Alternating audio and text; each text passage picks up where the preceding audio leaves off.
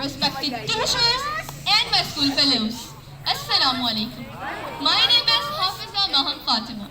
Today, I am here to talk about war and why I believe that it is won by passion, not by weapons.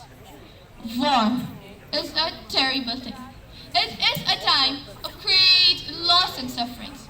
But unfortunately, war is a part of human history, and it is something that we must always be prepared for. When a country goes to a war, it is because it is fighting for something that it believes in. It is fighting for its freedom, its security, or its way of life. And when a country is fighting for something that it believes in, its people are more likely to be willing to fight and die for their cause. This is why passion is so important in war. It's the passion of the people that drives the army to victory.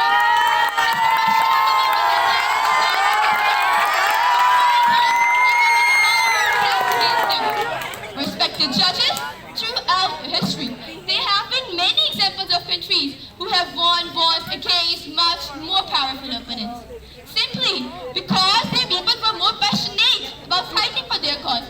For example, in the Battle of Kandahar, the number of enemy soldiers were 10,000, yet the Muslim army was 3,000 soldiers only. But you see, who won? The Muslims won, because Muslims are more passionate. Another example is of the French Revolutionary War. In the French Revolution, passion helped to win the war by keeping the people motivated and inspired. A strong desire for equality and freedom inspired the ordinary citizens to join fight against monarchy and foreign powers. This emotional intensity played a role in their ultimate success. Dear audience, these are just two examples of how passion has helped people to win wars. There are many other examples throughout history.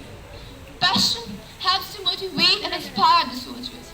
It gives them the strength to persevere through even in the most difficult challenges. Respected judges, of course, weapons are also important in war, but without passion, they are useless. So, if you want to win a war, you need more than just weapons. You need passion. You need people who are willing to fight and die for their cause. Thank you.